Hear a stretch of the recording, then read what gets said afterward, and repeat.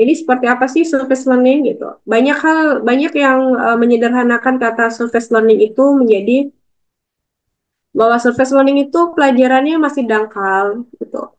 Surface learning dan deep learning adalah berupa pendekatan gitu ya. Pendekatan yang merupakan modal dalam proses pembelajaran. Ada guru itu harus bisa membaca lingkungan, membaca situasi, dia mau pakai pendekatan yang mana nih gitu ya, untuk belajar, untuk mendampingi siswanya dalam proses pembelajaran. Kalau kita memahami tentang konsep surface learning dan deep learning, kita bisa merefleksikan diri kita bahwa saya kalau di kelas itu sebenarnya pakai yang mana ya.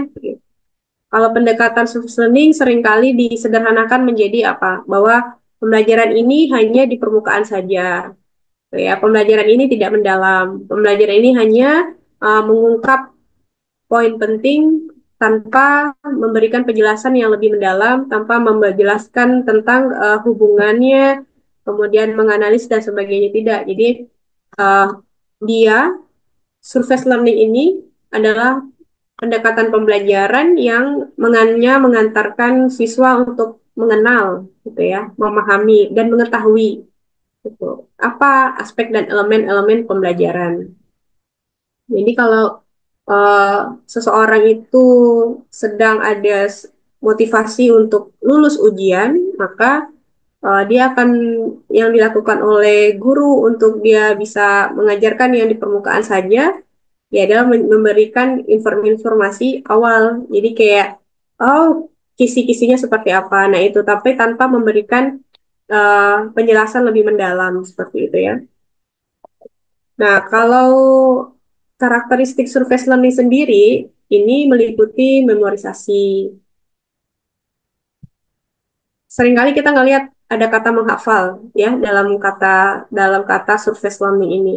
Siswa menghafal kata-kata, siswa menghafal fakta gitu ya, tanpa memahami konteksnya dan tidak mengelaborasi, tidak melakukan interpretasi mendalam, sehingga siswa tidak memiliki kompetensi untuk melakukan hubungan antar aspek yang dipelajari.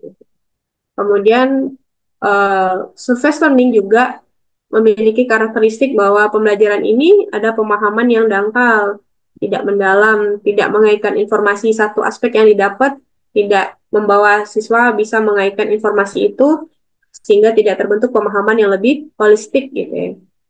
Lebih pendekatannya pasif. Siswa menerima informasi secara pasif tanpa terlibat dalam proses pembelajaran. Di kemudian fokus pada ujian tuh artinya kayak dia melihat konten hanya kepada apa yang dia pelajari tanpa bisa mengaitkan dengan pengalaman hidup sebelumnya gitu, pengalaman lingkungan sebelumnya. Ya. Kemudian ini secara sederhana bisa kita lihat bahwa kalau perbandingan deep learning dan surface learning. Jadi surface learning itu bagian awal dari deep learning ya Bapak Ibu. Sebelum masuk ke deep learning, memang semuanya kita mengawalinya ke surface learning dulu gitu.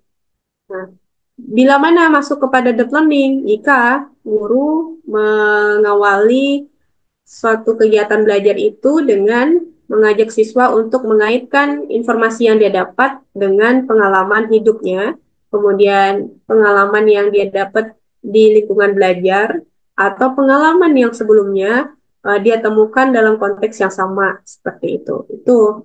Jadi kalau perbandingan antara deep learning dan surface learning, kita lihat dari sisi tujuan, oh yang penting anak itu lulus ujian dan tugasnya selesai gitu ya. Contoh ya Bapak Ibu, kalau pada masa istilah kriteria ketuntasan minimal atau KKM itu, nah yang penting siswa itu KKM aja deh, gitu. Dia lulus KKM-nya itu. Berapa hasilnya dia berorientasi kepada yang penting aku lulus KKM seperti itu. Yang penting aku bisa menyelesaikan tugas seperti itu. Kemudian pendekatannya pasif, jadi dia menggunakan metodenya menghafal. Oke. Jadi kalau siswa lebih baik itu banyak membaca ya, karena dia bisa mengeksplorasi menggunakan interpretasi makna, dia bisa menggunakan kalimatnya sendiri ketika dia mengulang kembali jawaban-jawabannya.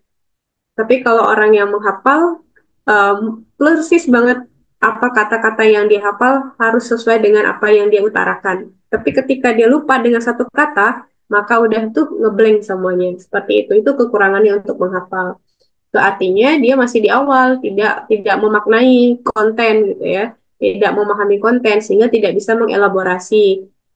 Kalau pemahaman di surface learning, dangkal tidak terhubung. Kenapa? Dalam bahasanya dangkal, artinya tuh sebenarnya kata dangkal itu mengarah kepada yang dia ketahui itu baru pemahaman awal saja, pemahaman dasar seperti itu. Jadi belum hanya untuk bisa menyebutkan satu demi satu, menemukan satu atau dua konsep, atau dua elemen, atau dua variabel, tapi tidak bisa menemukan makna hubungan dari satu sampai dua variabel itu gitu. Nah, motivasi dari orang yang belajar menggunakan self learning ini adalah motivasi eksternal. Yang penting tujuannya tercapai, yang penting dia lulus gitu ya, nilainya bagus dan sebagainya. Oke, sedangkan kalau di deep learning, nah guru itu melatih siswa untuk menemukan suatu pemahaman yang mendalam tentang materi gitu, yang dipelajari, tentang konteks pembelajarannya, tentang aspek variabelnya, tentang hubungan antar variabel, kemudian gitu ya.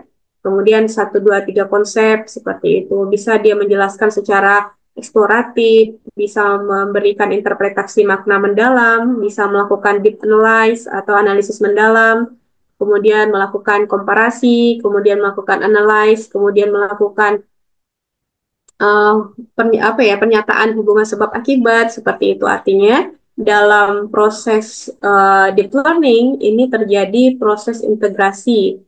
Pemahaman yang mendalam itu bisa mengajak siswa untuk menceritakan pengalaman sebelumnya dikaitkan dengan aspek yang sedang dipelajari seperti itu.